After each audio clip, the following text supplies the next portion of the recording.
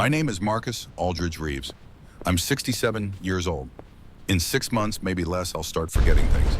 Small things at first, where I put my keys, what I ate for breakfast, the names of people I've known for decades.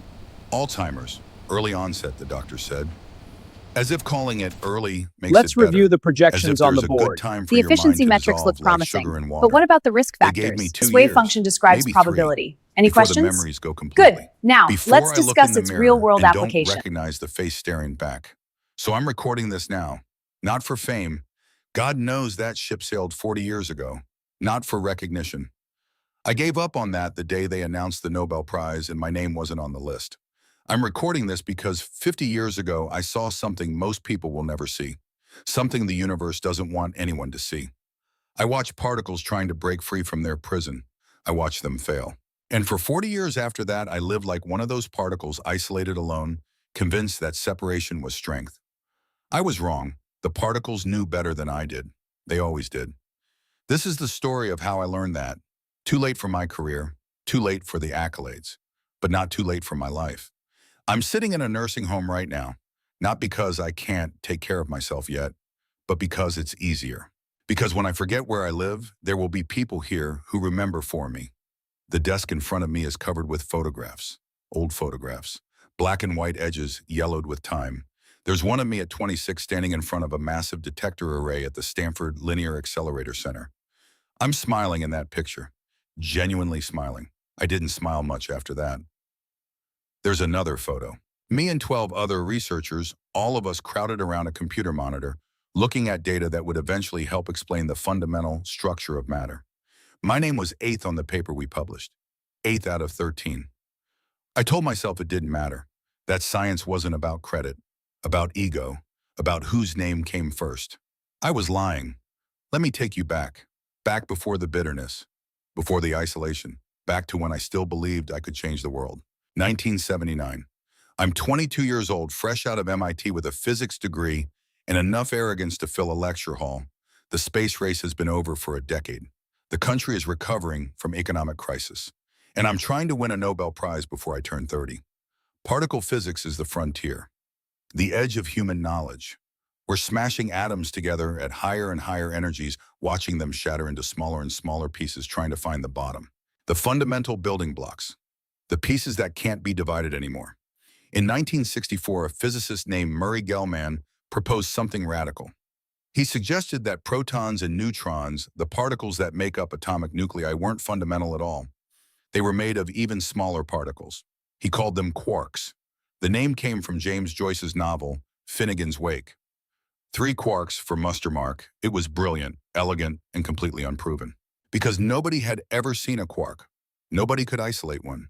They seemed to exist only inside larger particles, like prisoners who could be observed through the bars of their cells but never released. By the time I graduated from MIT, physicists were convinced quarks were real. Experiments at the Stanford Linear Accelerator Center in the late 60s had proven it.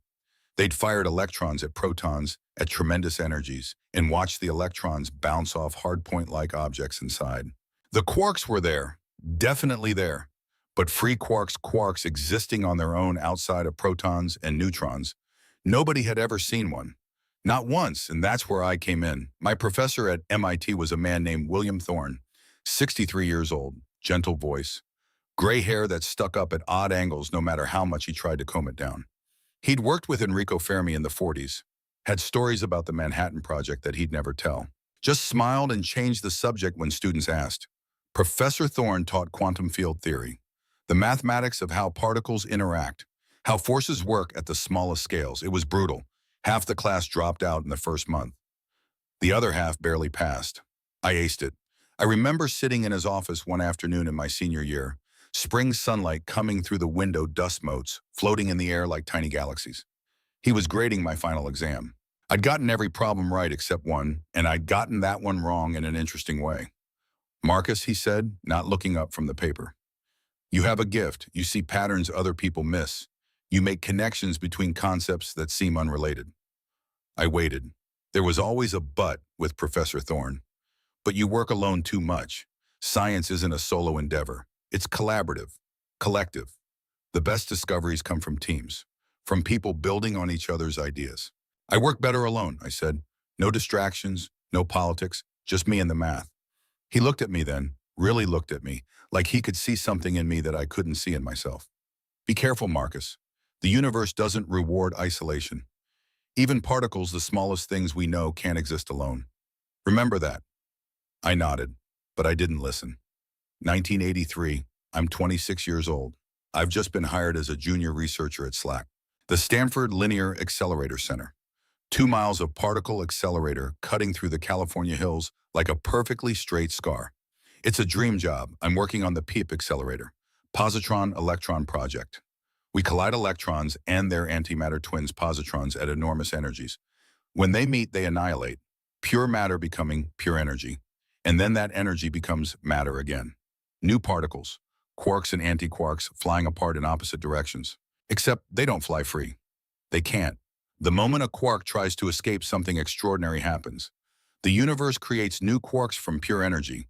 The original quark and the new quark bind together, immediately forming particles called mesons. And then those particles decay into other particles, creating sprays, jets of dozens of particles all flying in the same direction. We called them quark gluon jets, and they were my obsession. My job was to design algorithms for the detector array.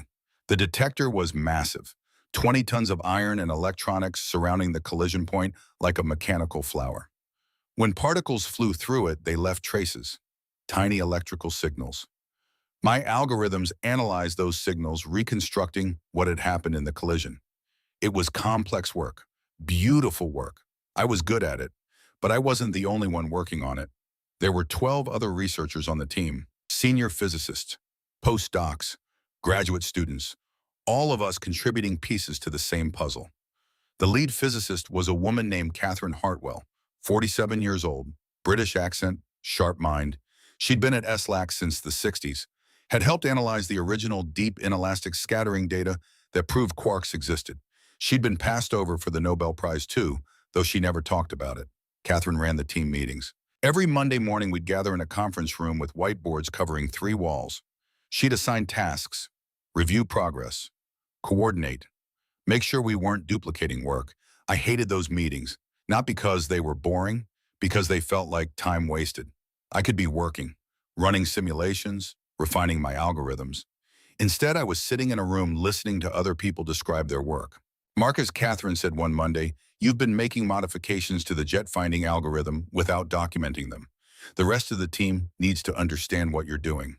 "It's technical," I said. "Optimization stuff doesn't affect the physics." "Everything affects the physics.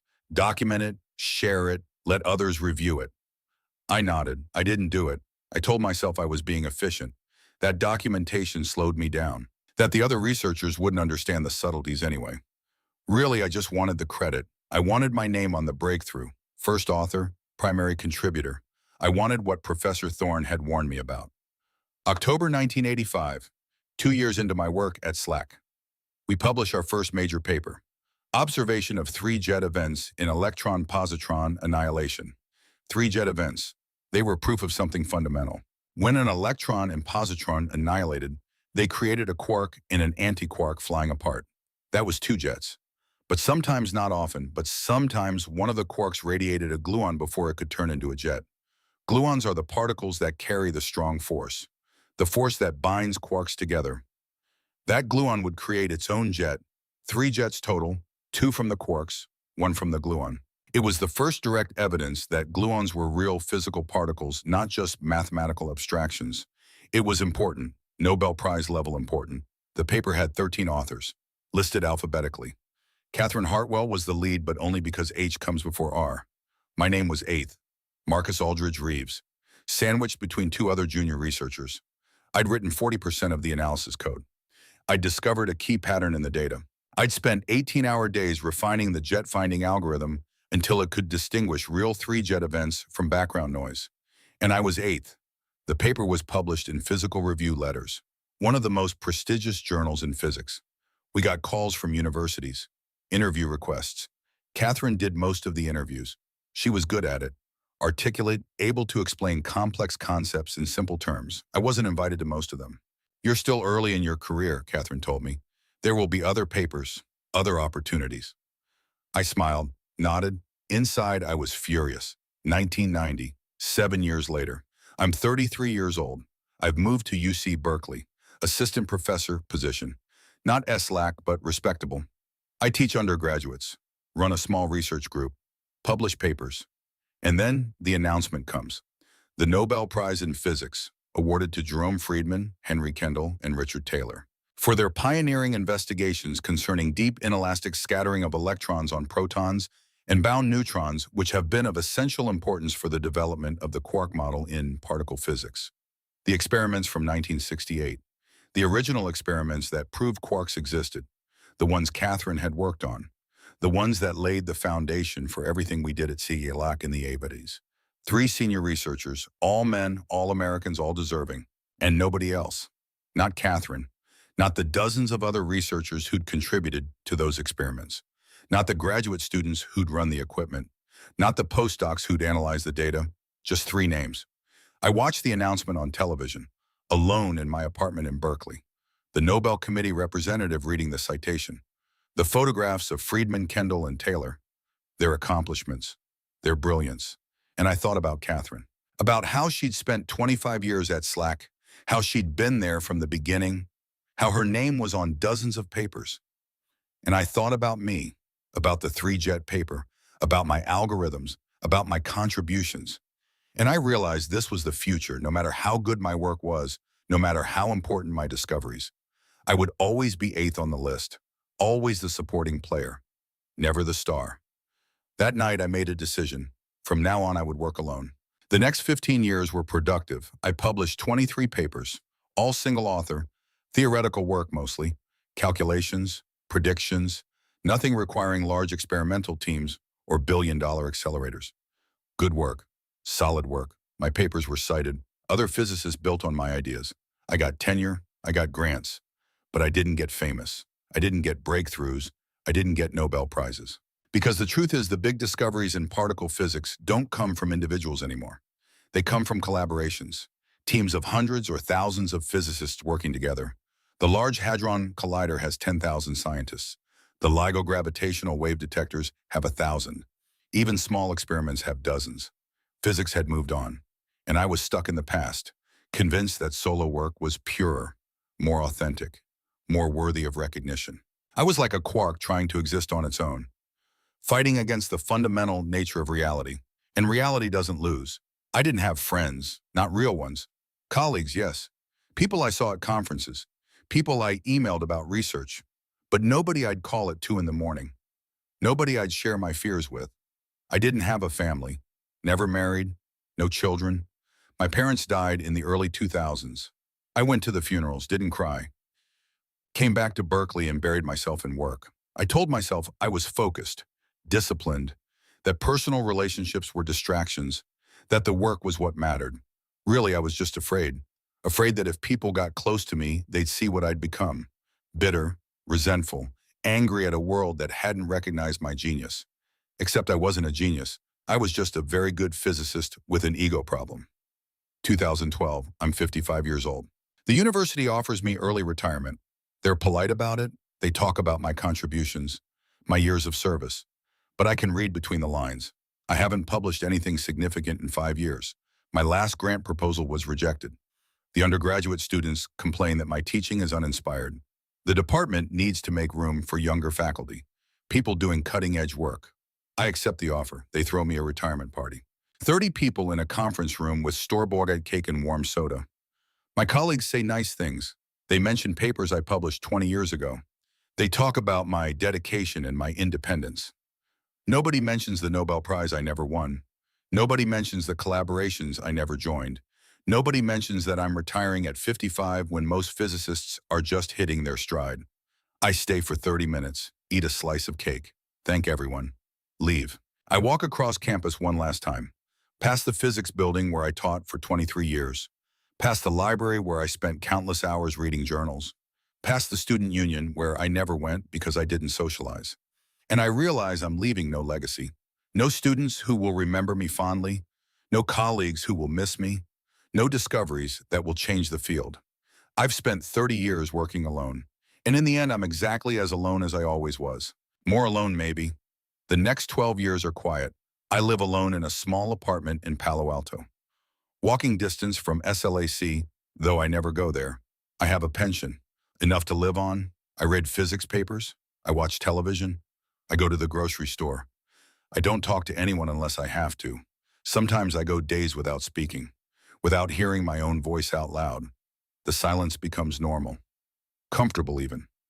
I tell myself I'm content, that I've earned this peace, that I don't need people. I'm lying again.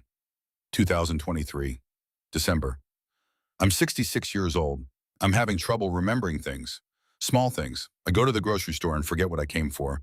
I start reading a paper and can't recall what it's about halfway through. I pick up the phone to call someone and forget who I meant to call before they answer. At first, I think it's just age, normal cognitive decline, but it gets worse. I lock myself out of my apartment 3 times in 1 month. I forget to pay bills. I miss doctor's appointments. So I go see a neurologist. Dr. Amanda Wu, mid-40s, efficient, kind but not saccharine. She runs tests, memory tests, cognitive function tests, brain scans. 2 weeks later, I'm back in her office. She has the results on her computer screen. She doesn't smile. Mr. Reeves, I'm afraid the scans show early-stage Alzheimer's disease. I stare at her. The words don't process at first. Alzheimer's, the disease that steals memories, that turns people into shells of themselves. How long, I ask? It's difficult to say. The progression varies. But based on the scans and your symptoms, I'd estimate you have 2 to 3 years before significant memory loss. Maybe longer with medication. 2 to 3 years. Before I forget who I am, before I forget physics, before I forget everything I've spent my life learning. Is there anything I can do, I ask? She looks at me with something like pity. Medication can slow it down, but there's something else that helps. Social engagement, cognitive stimulation through interaction. Studies show that people with strong social networks experience slower cognitive decline. I almost laugh. I don't have a social network. Family, friends? No. Then you should build one. Join a club, volunteer, reconnect with old colleagues. Isolation accelerates cognitive decline. Mr. Reeves, connection helps protect the brain. I leave her office with a prescription and a pamphlet about Alzheimer's support groups. I throw the pamphlet in the trash on my way out. The next 6 months are bad. The forgetting accelerates. I forget the names of people I've known for years. I forget appointments. I get lost walking routes I've walked 1,000 times. I try the medication. It helps, but not much. The decline continues. And I'm terrified. Not of death. I've never been afraid of death. But of disappearing, of fading away while I'm still alive, of becoming a stranger to myself. I think about Professor Thorne, about what he said 40 years ago. The universe doesn't reward isolation. He was right. He was right, and I was too arrogant to listen. And now it's too late. June 2024. I'm 67 years old. I've been living with Alzheimer's for 6 months. The disease is progressing, faster than the doctor predicted. And then I get an email. The subject line is interview requests, deep inelastic scattering history. I almost delete it. I get spam all the time. Academic spam, people wanting me to review papers, to join editorial boards. I ignore most of it, but something makes me open this one. Dear Dr. Reeves, my name is Yuki Tanaka. I'm a postdoctoral researcher at Stanford, and I'm working on a documentary project about the history of particle physics, specifically the people whose contributions have been overlooked or under-recognized. Your name appears on several important papers from the 1980s, including the seminal 3-jet paper. I'd like to interview you about your work, not just the technical details, but your experience, what it was like to be part of those discoveries. I know this is an unusual request, but I believe your story is important. Would you be willing to meet? It would be an hour at most. Sincerely, Dr. Yuki Tanaka. I read it 3 times. An unusual request, that's an understatement. Nobody cares about junior researchers from 40 years ago. Nobody wants to hear about the people who didn't win Nobel Prizes. This is probably a pity project. Some well-meaning young academic trying to make old people feel important. I should delete it. I should go back to my quiet apartment in my quiet life and wait for my mind to dissolve. But I think about the Alzheimer's, about how in a year or 2 I won't remember any of this. Won't remember Slack. Won't remember the 3-jet paper. Won't remember what it felt like to see quarks trying to break free. And I think maybe it's worth recording. Maybe someone should know, even if it's just one person, even if it doesn't matter. So I reply, Dr. Tanaka, I can meet you, but I should tell you up front, I have Alzheimer's disease. Early stage but progressing. My memory isn't what it was. I might not be the most reliable source. If you still want to talk, I'm available most afternoons. Marcus Reeves, I hit send before I can change my mind. 2 days later, there's a knock on my apartment door. I open it. Standing there is a young woman, late 20s, maybe 30, Japanese American, dark hair pulled back in a ponytail, wearing jeans and a Stanford sweatshirt, carrying a messenger bag that looks like it weighs 20 pounds. She smiles, a genuine smile. Not the pitying smile I've gotten used to. Dr. Reeves, I'm Yuki Tanaka. Thank you for agreeing to meet. I step aside, let her in. My apartment is small, cluttered with books and papers. I haven't cleaned in weeks. I should be embarrassed. I'm not. She doesn't seem to notice. She's looking at the photographs on my desk.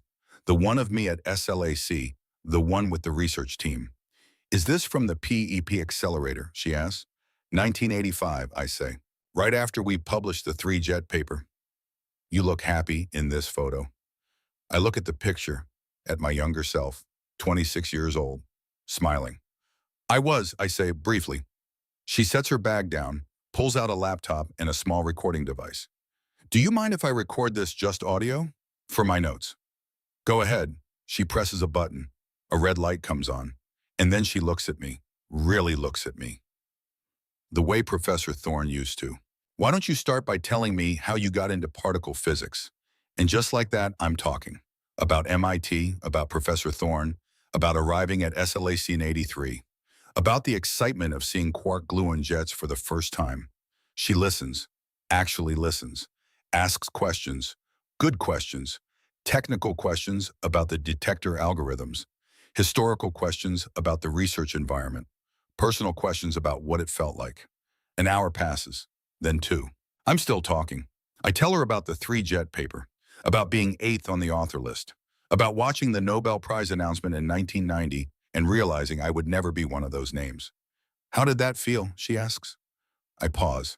Nobody's ever asked me that before. Like I'd wasted my life, I say. Like I'd spent years working on something important and in the end it didn't matter. Because I didn't get the credit. Because I wasn't first. But the work mattered, she says. The 3-jet paper is cited in hundreds of other papers. It helped confirm that gluons are real. That's important, isn't it? I suppose. Did you ever work on anything else after CELAC? I tell her about Berkeley, about the solo papers, about choosing to work alone. Why alone, she asks. It's a simple question, but I don't have a simple answer. I thought it was purer, I say finally. More honest, if I succeeded alone, the success would be mine. If I failed alone, the failure would be mine. No politics, no arguing over credit. Did it work? I laugh. It's not a happy laugh.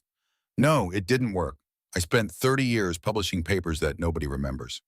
I retired at 55 with no legacy. No students who think of me as a mentor. No colleagues who miss me. I achieved exactly what I wanted, complete independence. And it was worthless. She's quiet for a moment. Then she says, you know what's interesting? You spent your career studying quarks, particles that can't exist alone, that are fundamentally defined by their connections to other quarks, and you chose to work alone. I stare at her. I've thought about quarks thousands of times, calculated their properties, modeled their interactions, written papers about them, and I never once saw the irony. Yeah, I say quietly. I guess I did. We talk for another hour. She asks about my current life. I tell her about the Alzheimer's, about the forgetting, about knowing that in a year or two, all of this slack, the 3-jet paper, the Nobel Prize I never won, will be gone from my mind like it never existed. That must be terrifying, she says. It is. Is there anything I can do? I shake my head. Record the interview.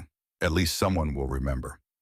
She closes her laptop, turns off the recorder, but she doesn't leave. Dr. Reeves, can I ask you something personal? You've been asking me personal questions for 3 hours. She smiles. Fair point. But this is different. Do you ever think about going back? Going back where? To Slakia, to the research community. You're retired, but you still have expertise. There are probably projects that could use your experience. I shake my head. I'm 67 years old with Alzheimer's. Nobody wants me on their team. You'd be surprised. A lot of the younger researchers, people my age, were fascinated by the history, by the people who built the field. And we have different attitudes about credit, about collaboration. What do you mean? She pulls out her laptop again, opens it, shows me a paper. This is from last year, a measurement of the Higgs boson mass at the Large Hadron Collider. Look at the author list. I look. The paper has 5,000 authors, 5,000, listed alphabetically. Who gets credit for this? Everyone, no one, it doesn't matter. The discovery matters. The collaboration matters. We've moved past the era of individual genius. Science is too complex now, too expensive, too interconnected. We succeed together or we don't succeed at all. I think about this, about 5,000 names on a paper, about nobody fighting over whose name comes first. It's so different from how I thought science worked, from how I wanted it to work. You really think someone would want me? I ask. I know they would.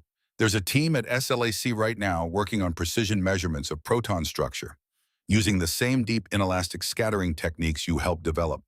They could use someone with your historical perspective. I'm forgetting things, I say, more and more every day. I might not remember their names. I might not remember what we talked about the day before. So we'll remind you. We'll write things down. We'll be patient. Why would you do that? She looks at me and there's something in her eyes, not pity, understanding. Because science isn't just about moving forward. It's about connection, past to present, teacher to student, old to young. You have knowledge that's going to disappear when your memory goes, unless you share it, unless you let us help you preserve it. I don't say anything. I'm thinking about quarks again, about how they can't exist alone, about how the universe creates new quarks from pure energy rather than allow a single quark to be isolated, about how maybe humans aren't so different. Let me think about it, I say. Of course, take your time. She hands me a card, her name, her email, her phone number. Call me whenever you're ready, or if you just want to talk. She packs up her equipment, heads for the door, then she stops. Dr. Reeves, can I tell you something? Sure. Reading your papers, the three-jet paper especially, that's what made me want to study particle physics. I was an undergrad at Berkeley. I found that paper in the library, and I thought this is beautiful. This is how the universe works. Someone figured this out and they wrote it down and now I can understand it too. She smiles. You did matter. Your work mattered. It still does. And then she's gone. I stand in my apartment holding her card, thinking about 5,000 names on a paper, about collaboration, about connection, about the fact that I've spent 40 years doing everything wrong, and about the fact that I might just maybe have time to do something right. I don't call Yuki for 3 weeks. The card sits on my desk, white cardstock with embossed Stanford logo, her name in clean sans serif font. I pick it up sometimes, turn it over in my hands, put it back down. I'm afraid, not of the work, not of the physics. I'm afraid of being exposed, of walking into Slack and having everyone see what I've become, a bitter old man who wasted his career on pride, a forgotten researcher whose brain is dissolving day by day. I'm afraid they'll pity me. Worse, I'm afraid they won't care at all. July. The forgetting gets worse. I go to the grocery store, stand in front of the dairy section for 10 minutes trying to remember what I came for. A woman asks if I'm okay. I tell her I'm fine. I leave without buying anything. I forget my neighbor's name, the one who's lived next door for 8 years. He says hello in the hallway. I smile and nod. Don't use his name because I can't remember it. I miss taking my medication for 3 days straight. Only realize it when I see the pill organizer still full on Tuesday. I'm losing myself bit by bit, and there's nothing I can do to stop it. One night I wake up at 3 in the morning, disoriented. Don't know where I am for a few seconds. The panic is visceral, physical. My heart pounds, my hands shake, and I think this is it. This is what the next 2 years will be. Waking up confused, forgetting more and more, until one day I wake up and I don't know my own name. I can't do this alone. The next morning I call Yuki. She answers on the second ring. Dr. Reeves, I've been thinking about your offer, about going back to SLAC. And I pause. Pride is still there, still telling me to hang up, to stay isolated, and to protect what's left of my dignity. But I'm so tired of listening to pride. I'd like to visit, if the offer's still open. Of course it is. Whenever, I'm retired. I have nothing but time. She laughs, not unkindly. How about Thursday? I'll pick you up. 10 o'clock. Okay. Dr. Reeves. Yes. Thank you for saying yes. After I hang up, I sit at my desk for a long time, looking at the old photographs, Me at 26, smiling, convinced I was going to change the world. I wonder what that young man would think of me now. Thursday morning, 10 o'clock exactly. There's a knock on my door. Yuki is wearing the same Stanford sweatshirt, different jeans. She's carrying 2 cups of coffee. Thought you might need this, she says, handing me one. The drive to Slack takes 20 minutes. I know the route, used to drive it 5 days a week. But everything looks different now. New buildings, new roads. Like the landscape aged while I wasn't paying attention. We pull up to the security gate. Yuki shows her badge. The guard looks at me. He's with me, Yuki says. Dr. Marcus Reeves, retired staff. The guard checks his computer, nods, waves us through. And just like that, I'm back. SLAC hasn't changed as much as I feared. The main accelerator is still there. 2 miles of tunnel cutting through the hills. The research buildings are newer, shinier, but the layout is familiar. Yuki parks near the detector lab. We get out. The California sun is bright, hot. I shield my eyes. The team is meeting at 11, Yuki says. I thought we could walk around first. Let you reorient. We walk, past buildings I recognize, past buildings that didn't exist when I worked here. The air smells the same. That particular mix of electronics and eucalyptus trees and whatever they use to clean the linoleum floors. I'm surprised how much I've missed it. We end up at the control room for the modern detector. It's nothing like the one I worked with. The old consoles with their analog dials and chart recorders are gone, replaced by arrays of flat-screen monitors, everything digital, everything networked. 3 people are inside, young, late 20s, early 30s. They look up when we enter. Everyone, Yuki says, this is Dr. Marcus Reeves. He worked on the PIP detector in the 80s, the 3-jet paper. That was his team. One of them, a woman with short, dark hair and glasses, stands up so fast her chair rolls backward. The Reeves algorithm, she says. You're that Reeves. I blink. You know my work. Know it, we teach it. Every graduate student in experimental particle physics learns the Reeves correction factors. You wrote that paper in, what, 1986, 87, I say quietly. She comes over, extends her hand. Dr. Maria Santos, detector specialist. It's an honor. The other 2 introduce themselves. James Park, computational physicist, thin, Korean-American, probably 30, and Robert Sullivan, theorist. Younger than the others, maybe 28, British accent. Dr. Reeves, Maria is looking at me with concern. Are you okay? Fine, sorry, it's been a long time since I've been here. Would you like to see what we're working on, James asks. They show me everything. The current project is a precision measurement of proton radius using muon scattering. Muons are like heavy electrons. When you fire them at protons, they scatter differently than electrons do. The pattern of scattering tells you the proton size. It sounds simple. It's not. The proton is tiny, about 1 femtometer across. That's 1/quadrillionth of a meter. Measuring something that small requires extraordinary precision. Every systematic error has to be accounted for. Every background signal has to be subtracted. They're stuck. The detector response is inconsistent, Maria explains. She brings up a graph on one of the monitors. Look at this. We calibrate using cosmic ray muons, but the baseline drifts day to day, sometimes hour to hour. I look at the graph. It's familiar. Too familiar. You're calibrating during the day, I ask. Yeah. Why, Papa? Cosmic ray flux changes with atmospheric pressure, temperature, time of day. We had the same problem in the 80s. You need to calibrate at night, same time every night, control for atmospheric variables. James is already typing, pulling up data. Holy shit, look at this correlation. The graph changes. The drift pattern aligns perfectly with atmospheric pressure changes. How did we miss this, Robert asks.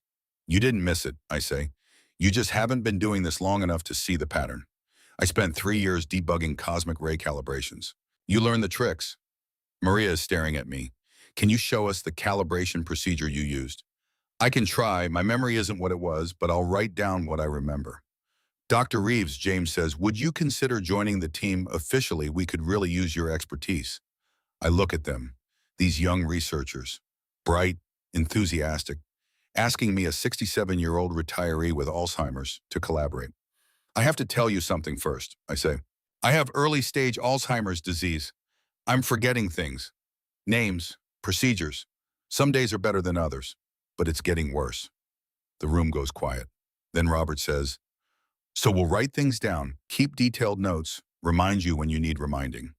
Why would you do that? Maria smiles. Because you just solved a problem we've been stuck on for 3 months in 5 minutes. That's worth a little patience. I start coming to Slack 3 days a week. At first, I'm just a consultant. I sit in on meetings, look at data, make suggestions based on experience. Little things, calibration procedures, signal processing tricks, ways to reduce background noise. But gradually it becomes more. James teaches me the new computational methods, machine learning algorithms for pattern recognition, Bayesian inference for uncertainty quantification, techniques that didn't exist when I retired. I'm slow. My brain doesn't absorb new information the way it used to, but James is patient. He explains things twice, 3 times, doesn't get frustrated. You taught me something yesterday, he says one afternoon, about systematic errors in detector timing. I'd never thought about it that way.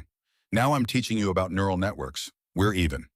Maria shows me the new detector technology, silicon pixel detectors, time projection chambers, calorimeters with resolution.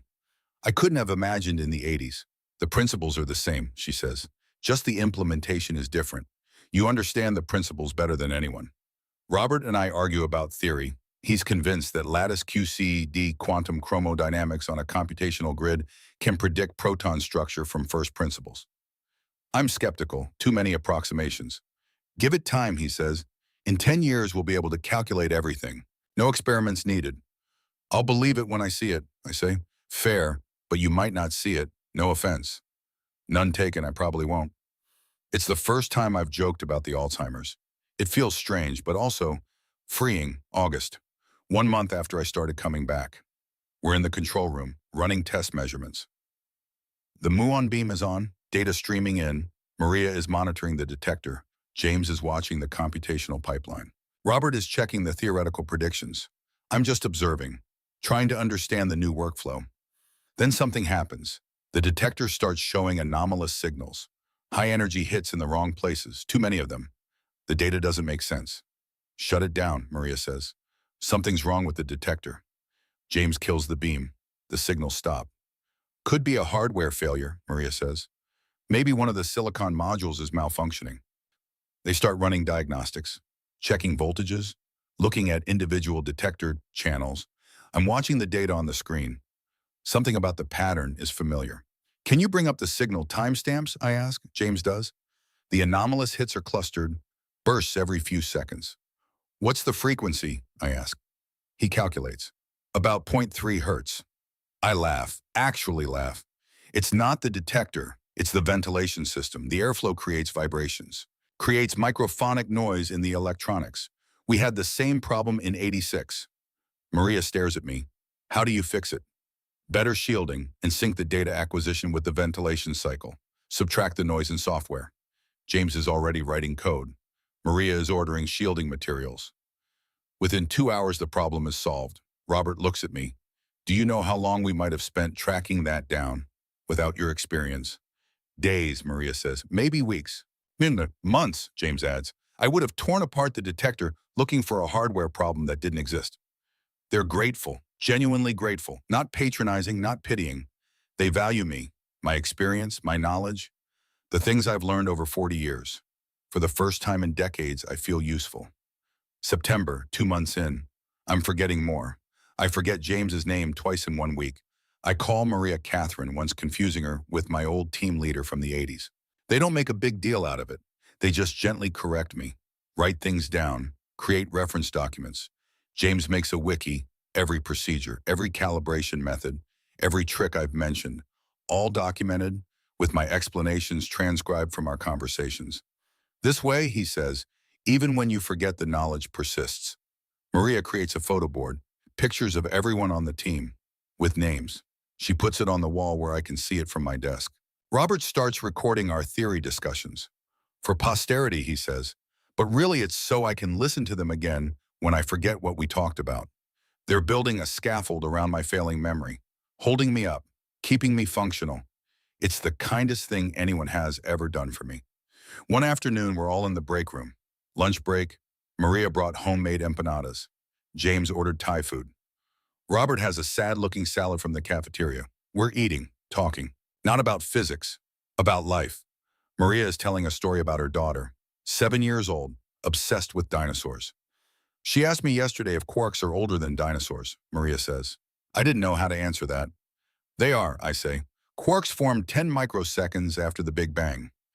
Dinosaurs showed up about 230 million years ago. Quarks are older by a factor of, I pause calculating, about 4 times 10 to the 15th. So, did you just do that math in your head? James asks. Old habit. That's impressive. I need a calculator for anything beyond multiplication tables. You're good at other things, the machine learning stuff. I couldn't do that in a million years. Robert laughs. Different skill sets. That's why teams work. Everyone brings something different. The words hang in the air. Different skill sets. Teams. Everyone brings something different. It's such a simple concept. And I spent 30 years rejecting it. Can I ask you something? I say. Why are you all so comfortable with collaboration, with sharing credit? They exchange glances. Did they not do that in your era? Maria asks. No, I mean teams existed. But there was always competition. Fighting over whose name came first on papers, who presented at conferences, who got the glory. James shrugs. That seems exhausting. It was. I've never thought about it, Maria says. I've been on teams my whole career. Undergrad research groups, graduate lab, postdoc collaborations. It's just how science works. You find smart people and you work together. But what about recognition, I ask? Don't you want your individual contributions acknowledged? Sure, Robert says, but not at the expense of the project. Look, when we publish this proton radius measurement, the paper will have 15 authors, alphabetical order. My name will be in the middle. I'm fine with it. Why, Bayham? Because the discovery matters more than my ego. If I did this alone, it would take 10 years and probably fail.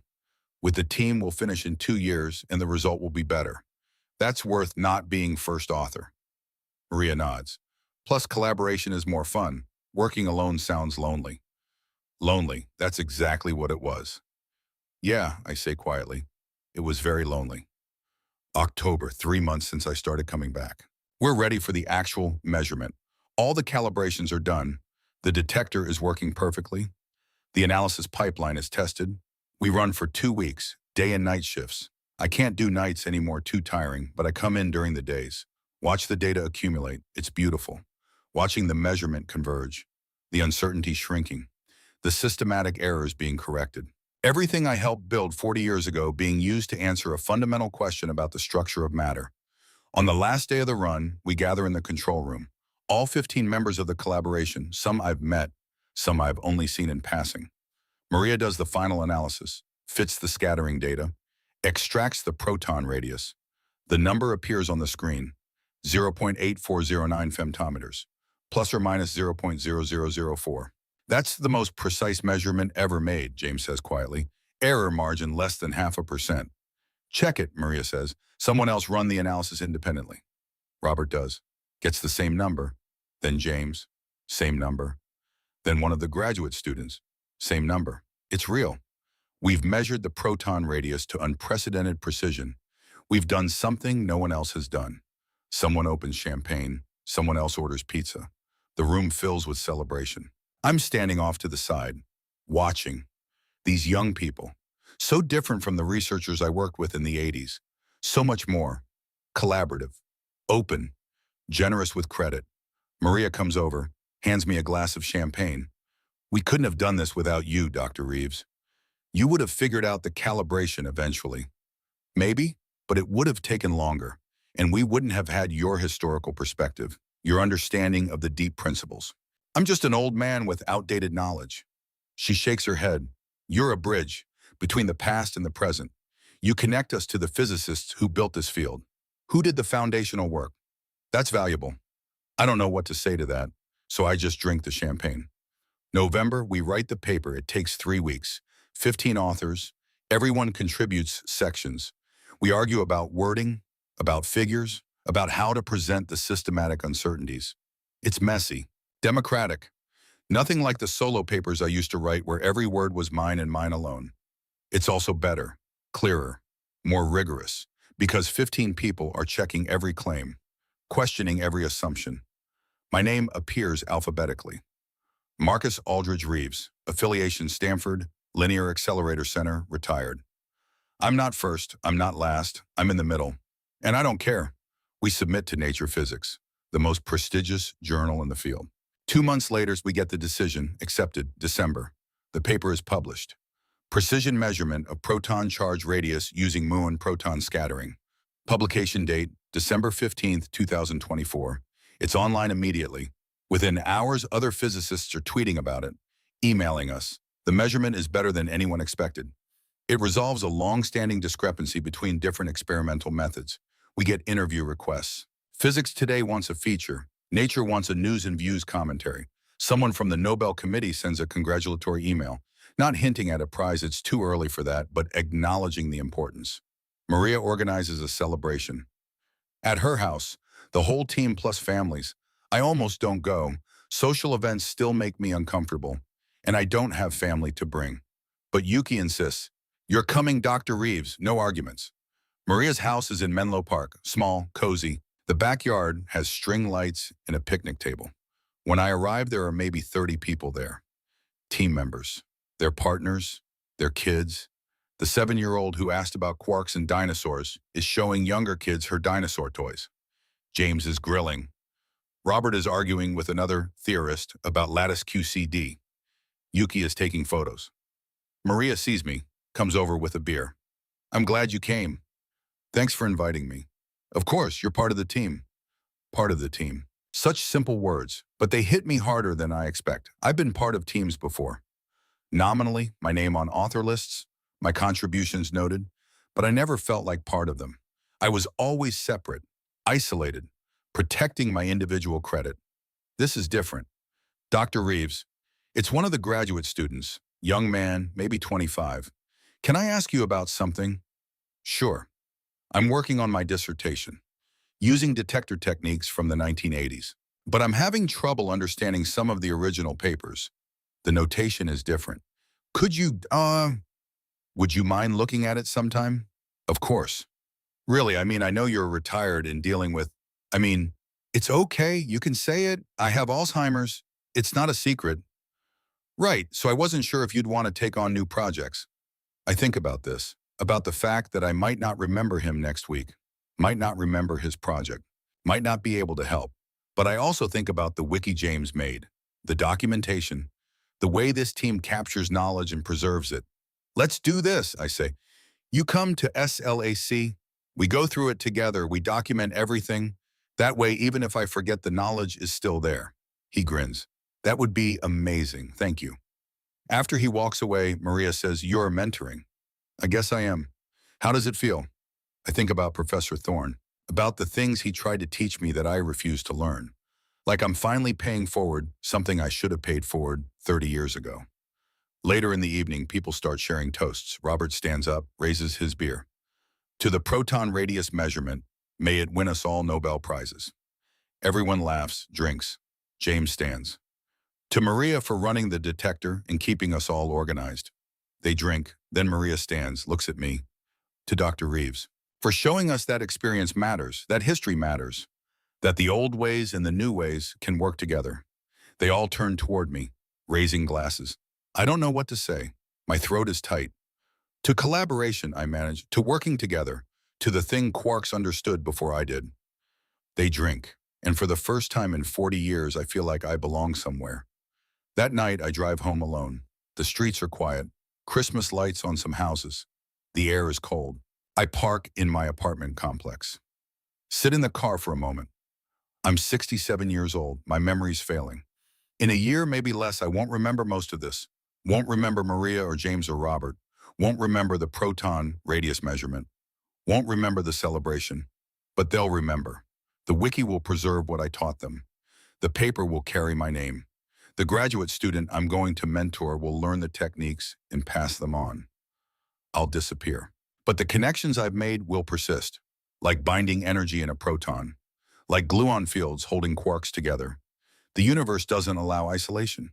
It creates bonds, connections, structures that persist even when the individual components change. I spent 40 years fighting that. I'm done fighting. I get out of the car, walk to my apartment. Before I go inside, I look up at the stars. Somewhere out there in every atom of every star, quarks are bound together. Have been bound since 10 microseconds after the Big Bang. Will be bound until the end of time. They can't exist alone. Neither can I. And finally, I'm okay with that. January 2025. I wake up and don't know where I am. The panic is immediate, physical. My heart races. I'm in a bed. Not my bed. The walls are the wrong color, pale green instead of white. There's medical equipment, a call button. Then I remember, nursing home. I moved here in December. After I forgot how to get home from Slack twice in 1 week. The panic subsides, slowly, replaced by something worse. Resignation. This is my life now. A nurse comes in, young woman, Hispanic, kind eyes. Good morning, Mr. Reeves. How are we feeling today? Mr. Reeves, not doctor. I corrected her the first few times. Then I stopped. It doesn't matter anymore. Confused, I say. That's okay, that's normal. Do you remember what day it is? I don't. I shake my head. It's Tuesday. January 7th. You have visitors coming this afternoon. Who? She smiles. Your friends from SLAC. They come every week. Remember? I don't remember. But I nod anyway. The Alzheimer's is accelerating. Dr. Wu warned me this might happen. The progression isn't linear. Sometimes it's slow. Sometimes it speeds up. Like a car rolling down a hill picking up momentum. I'm picking up momentum. Names slip away first.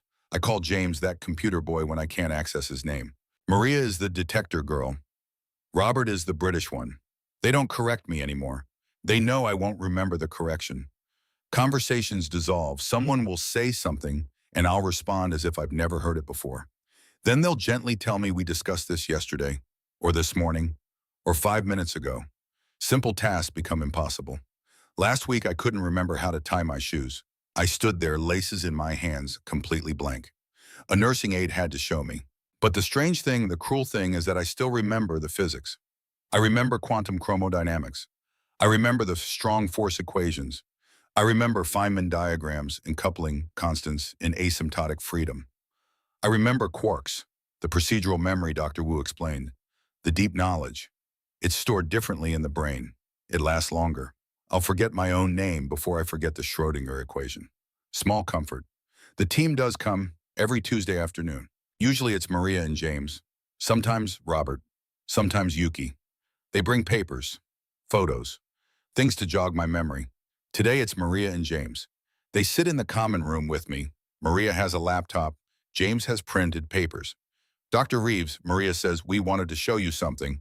She opens the laptop, brings up a website, citations for our proton radius paper. 47 citations in less than a month. That's good, I say, though I'm not entirely sure why it's good. It's excellent, James says. Top cited paper in particle physics this month. People are using our measurement as a benchmark, building on it. That's good. There's a pause. They exchange a glance.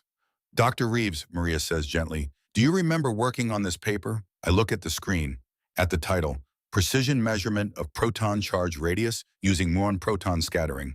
Fragments surface, like pieces of a broken mirror. There was a detector, calibration problems, cosmic rays. I helped with something. Some of it, I say. You were essential to the project. You solved 3 major problems. We documented everything. Would you like to see? She shows me the wiki, page and page. My explanations transcribed, procedures I developed, tricks I taught them. It's my knowledge, preserved, even though I'm losing it. This is good work, I say. It's your work. I look at the screen, at my words captured and frozen, like amber preserving ancient insects. I won't remember this conversation tomorrow, but the wiki will. February. The team has a new problem. They're expanding the detector, adding new modules. The integration is causing unexpected noise. They bring me the data, show me the signals. I look at it. It's familiar, but I can't access why. The knowledge is there somewhere in my brain, locked away in a room I can no longer find the key to. I don't know, I say. I'm sorry. That's okay, James says. Let's try something different. He pulls up old papers from the 1980s. My papers. We read through them together, and gradually, slowly, the memories surface. This, I say, pointing to a graph. We had this problem in '86. It was grounding. The detector modules weren't properly grounded. James's eyes light up. Grounding, of course. They check. I'm right. They fix it. How did you remember that? Maria asks. I don't know. It's like the information is locked in a room I can't access. But if someone shows me the door, then we'll keep showing you doors, she says. They establish a routine. Every Tuesday they visit. Bring problems. Bring old papers. Use the papers as keys to unlock my memory. It works. Sometimes. Other times I can't help. Can't access the knowledge even with prompts. Those times are hard. I feel useless. Broken. But they never make me feel that way. They just thank me for trying. Show me photos. Tell me stories about what I taught them. Last week, James says we hired a new graduate student. From Berkeley, I taught her the Reeves correction factors. Used your original paper. She said it was the clearest explanation she'd ever read. I wrote that. You did, 1987. I don't remember writing it, but I believe him. March, Maria brings her daughter, the 7-year-old, Sophie. Dr. Reeves, this is Sophie. Sophie, this is Dr. Reeves. He's a scientist. He studies the smallest things in the universe. Sophie looks at me with huge brown eyes. Smaller than ants? Much smaller. Smaller than bacteria. Smaller than atoms. What's an atom? I try to explain. Atoms, protons, quarks, but the words get jumbled. I can see the concepts in my head, but I can't translate them to language. Maria helps. Together we explain. Sophie listens fascinated. So everything is made of these tiny, tiny things. Yes, even me, even you. And they stick together. They have to. They can't be alone. Sophie thinks about this. Like how I don't like being alone. I always want mommy or daddy with me. Exactly like that, Maria says. After they leave, I sit in the common room for a long time, thinking about Sophie's question. Even particles don't like being alone. Even at the most fundamental level of reality, connection is necessary. I spent 40 years trying to be alone, trying to be a free quark, independent, isolated. The universe told me it was impossible. I finally listened. Too late, but I listened. Ring. The team makes a decision. They're sitting in my room, all of them, this time. Maria, James, Robert, Yuki, plus 2 others I don't recognize. But Maria says I know them. Dr. Reeves, Maria says, we want to do something, and we wanted to ask your permission. Okay. We want to establish a fellowship at SLAC for retired physicists who want to return to research. Part-time, collaborative, a way to combat isolation and preserve expertise. The words swim together. I'm trying to follow. We're calling it the Reeves Fellowship, James says, named after you. Why Bazi? Because you showed us this is possible, that bringing back retired researchers creates value for them and for us. We want to make it official, funded, sustainable. Robert adds, we've raised $50,000, initial funding from private donors. Some of the senior faculty contributed. Some tech companies. It's enough for 3 fellows per year. 6-month appointments. I don't know what to say. Say yes, Yuki says. Let us do this. I look at them, these young people, these brilliant, generous people who took a bitter old man and gave him a purpose, who preserved his knowledge, who made him feel valuable. Yes, I say. They announce it at a department colloquium. I'm there in the front row, wearing a suit I haven't worn in years. Maria had to help me with the tie. The department chair gives a speech about the importance of mentorship, of preserving institutional knowledge, of connecting generations. Then he talks about me, about my contributions to particle physics, about the 3-jet paper, about the detector algorithms, about how I came back after retirement and helped solve critical problems. He makes me sound important. I'm not sure if I deserve it, but it feels good anyway. They present me with a plaque. The Marcus Aldridge Reeves Fellowship for Collaborative Research. Everyone applauds. Standing ovation. I stand at the podium, supposed to say something, but the words won't come. Finally, I manage, thank you for remembering. When I forget, it's all I can say. May. The first Reeves Fellow arrives. Dr. Patricia Morrison, 72 years old. Retired from Fermilab 15 years ago. Worked on neutrino physics. She's nervous. I can see it. The same nervousness I felt walking back into SLAC last year. Maria introduces us. I don't remember meeting her before, but she seems nice. Dr. Reeves, I just wanted to say thank you. When I retired, I thought my career was over. This fellowship, it gives me a chance to contribute again. That's good, I say. I'm going to be working with the muon detector upgrade. They said you might be able to help with calibration procedures. I don't know if I can help. Don't know what I remember. But I say I'll try. We meet weekly, Patricia and I. She brings problems. I look at them. Sometimes I remember solutions. Sometimes I don't, but she's patient. Uses the old papers as prompts, the wiki as reference. And slowly we make progress. She learns techniques from the 80s. I learn new methods from her. We collaborate. It reminds me of working with the team, that feeling of building something together, of being part of something larger than myself. You know what's funny? Patricia says one afternoon. I spent my whole career competing, trying to be first, to get my name on the important papers. And now at 72, I'm finally learning to collaborate. Better late than never, I say. She laughs. I suppose so, though I wish I'd learned it earlier. Me too. June, I'm declining faster now. Some days are good. I wake up clear-headed, remember names, can follow conversations. Other days are bad. I wake up confused. Don't know where I am. Can't remember why these people keep visiting me. The team adjusts. On good days, we work. On bad days, they just sit with me, show me photos, tell me stories. This is you at Slack in 2024, Maria Ria says, showing me a photo. You just solved the cosmic ray calibration problem. You were so proud. I look at the photo, at an old man smiling, surrounded by young people. That's me. That's you. I don't remember it, but I trust her. One afternoon, Yuki brings her documentary footage. She's been making a film about overlooked contributors to particle physics. I'm one of the subjects. She shows me clips, interviews with me from last year. Me talking about SLAC, about the three-jet paper, about isolation, about learning to collaborate. I watch myself on the screen. This man who looks like me, sounds like me, but I don't remember being him. What do you think? Yuki asks. He sounds sad, I say. He was, but he got better. Did he? She pauses the video, looks at me. Yes, you got better. You found your way back. July, my health is failing, not just the Alzheimer's. My body is giving out too.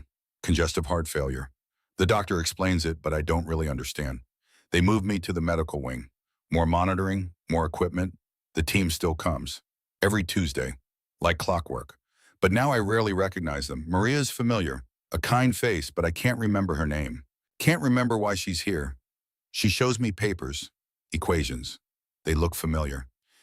Do you remember this Dr. Reeves, the strong force? Quarks, you taught me about this. Quarks, the word triggers something. Deep memory, procedural memory. Quarks can't be alone, I say. That's right. The force gets stronger when you pull them apart. Yes. They create new quarks from energy, E equals mc squared. Exactly. I feel proud. I still know this. Even though I've forgotten everything else, I still know the physics. Tell me more, she says. So I do. I talk about confinement, about asymptotic freedom, about binding energy. The words come easier than the names of the people in front of me. Maria is writing it all down, recording it, preserving it. August. I'm in bed most of the time now. Too weak to get up, too confused to understand what's happening. But people keep coming. These young people, they sit with me, hold my hand, talk to me. Sometimes I understand what they're saying. Sometimes I don't. One afternoon, I hear a familiar voice, soft, patient. Dr. Reeves, it's Yuki. I wanted to tell you something. I turn my head. There's a young woman, Japanese, pretty. The documentary premiered. PBS aired it last week. Over 2 million people watched. The episode about you. I don't understand. People are calling, emailing. They want to thank you for your contributions, for your story. Story. What story? You showed people that it's never too late to reconnect, to collaborate, to find meaning. She's holding my hand. You matter, Dr. Reeves. You matter. Your work, your life, all of it. I want to say something, but I can't find the words. So I just squeeze her hand. One morning I wake up with unusual clarity. It's rare now, these moments of lucidity. But when they come, they're precious. I'm in a hospital bed, medical equipment beeping, morning light through the window. And I remember, not everything, but enough. SLAC, the team, the proton radius measurement, the fellowship, the return from isolation. I remember choosing to come back, to collaborate, to be part of something larger than myself. I remember finally understanding what the Quarks knew all along. A nurse comes in. Mr. Reeves, are you awake? Yes. Your friends called. They're coming to visit this afternoon. Good, that's good. I lie there watching the sunlight move across the wall, thinking about particles, about quarks bound together since the first microsecond of the universe, held by forces that get stronger with distance, creating new matter rather than allowing isolation, about protons where 99% of the mass is binding energy, the energy of connection. About myself, held together these last months by the people around me, their patience, their kindness, their refusal to let me disappear alone, the binding energy of humanity. It's not a metaphor, it's real as glue-on fields. We need each other to exist, to have meaning, to persist. I fought that truth for 40 years. I'm grateful I stopped fighting. They come that afternoon, Maria, James, Robert, Yuki, Patricia the Reeves fellow. They gather around my bed, tell me about their work, about papers they're writing, about problems they're solving. I can't follow most of it. The words swim together. But I understand the important part. They're working together, building on each other's ideas, creating something none of them could create alone. Dr. Reeves, Maria says, we wanted you to know. The second Reeves Fellow is starting next month. Dr. Harold Kim, retired from MIT. He's excited to join. And the third fellow will start in January, James adds. Dr. Lisa Anderson. She worked on the early LHC experiments. The fellowship is working, growing, creating connections. My legacy, not a Nobel Prize. Not a famous discovery, but this, a program that brings people together, that fights isolation, that preserves knowledge. It's better than a Nobel Prize. Thank you, I whisper. For what, Robert asks. For not giving up on me. Maria's eyes fill with tears. You didn't give up on yourself. That's what mattered. September, I'm drifting. Sometimes I'm aware, sometimes I'm not. The team is here. I think voices, familiar voices. Someone is holding my hand, reading something. It's a paper. Our paper. The proton radius measurement. The words are soothing, familiar, even though I don't understand them anymore. 0.8409 femtometers, the voice says. The most precise measurement ever made. You made this possible, Dr. Reeves. I try to respond. Can't, but I feel it. The connection, the binding energy holding me here, holding me together. Just a little longer. I dream. I'm young again. 26, standing in the Slack control room, watching data stream across monitors. Quarks, jets, gluons. But this time I'm not alone. I'm surrounded by people. Colleagues, friends, team members. Professor Thorne is there, smiling. You understand now, he says. Don't you, Wymon? Yes, finally. What took you so long? Pride, fear, stubbornness? He laughs. Well, at least you got there. The dream shifts. I'm in a different room, brighter, warmer.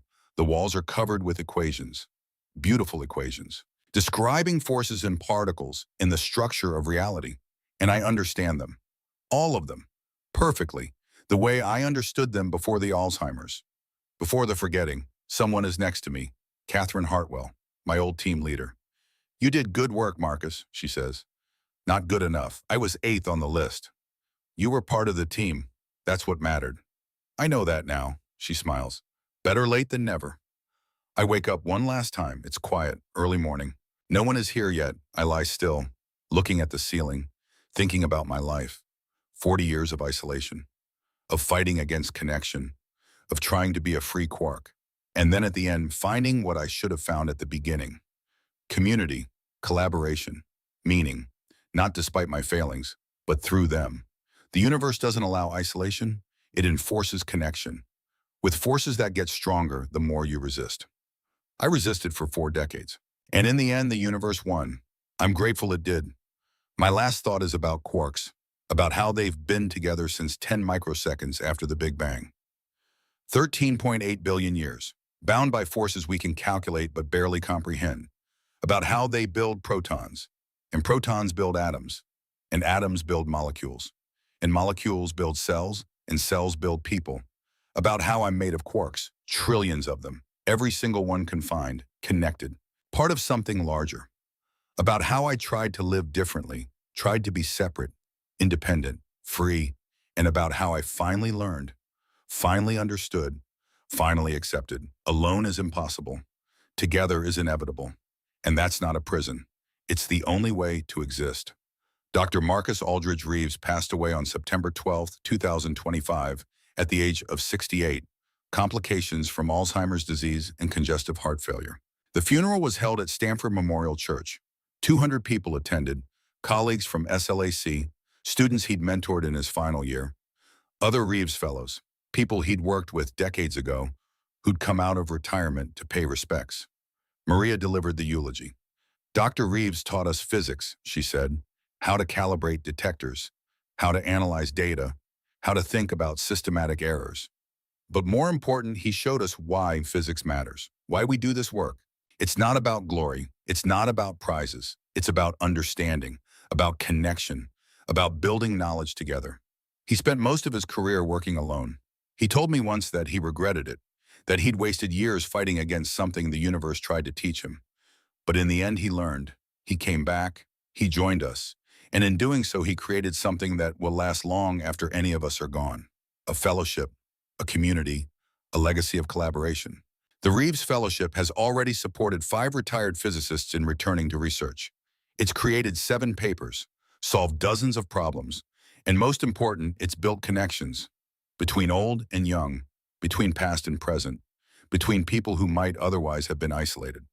Dr. Reeves's atoms will scatter, return to the universe, be recycled into stars and planets, and maybe eventually other people. But the connections he made, the knowledge he shared, the community he helped build, those persist. Those endure.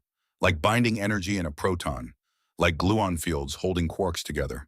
Marcus Aldridge Reeves understood finally that isolation isn't strength, connection is. And he leaves us with that lesson, that gift. We'll remember him, we'll continue his work, and we'll never let anyone face the darkness alone. Because that's what he taught us. That's what the Quarks teach us. Together is the only way to exist. 3 years later, September 2028, the Reeves Fellowship has expanded, funding from the National Science Foundation, corporate sponsors, 20 fellows per year now, at institutions across the country, SLACT, Fermilab, Berkeley, MIT, Princeton, Brookhaven, retired physicists returning to research, contributing expertise, mentoring young researchers, building connections. Patricia Barson, the first Reeves Fellow, is still there, now helping administer the program, recruiting new fellows, ensuring the mission continues. Maria Santos is an associate professor now, leading her own research group, but she still teaches the Reeves correction factors, still tells her students about the man who came back. James Park developed the wiki into a full platform. The Institutional Knowledge Preservation System, used by labs worldwide to capture expertise from retiring scientists. Robert Sullivan moved to CERN, working on the high-luminosity LHC upgrade. He mentions Marcus Reeves in his talk sometimes, the physicist who understood that collaboration beats competition. Yuki Tanaka's documentary won awards, sparked conversations about recognition in science, about the people who don't win Nobel Prizes but make Nobel Prizes possible. And Sophie Maria's daughter, now 10, wants to be a physicist. She tells people it's because of Dr. Reeves, the old man who explained that everything, even her, is made of things that can't be alone. In the archives at SLAC, there's a box, documents from Marcus Aldridge Reeves's final year. The wiki entries, transcripts of conversations, procedures he taught, problems he solved, his knowledge preserved, and a video, recorded 3 months before he died. One of his last lucid moments. In it, he's sitting in the nursing home, wearing a cardigan, looking tired but present. Yuki is asking him a question. Dr. Reeves, if you could go back and tell your younger self one thing, the Marcus Reeves who worked at SLAC in the 1980s, what would you say? He thinks for a long moment. Then he says, I'd tell him what the quarks know, what the universe has been trying to teach us since the beginning. You can't exist alone. It's not possible. Not for particles. Not for people. Isolation isn't strength. It's fighting against the fundamental structure of reality. And reality doesn't lose. The binding energy, the force that holds quarks together, that's 99% of what we are. The connections, the relationships, the bonds. I spent 40 years trying to be the 1%, the isolated particle, the free quark. I was wrong. Be the 99%, be the binding energy, be the force that brings things together.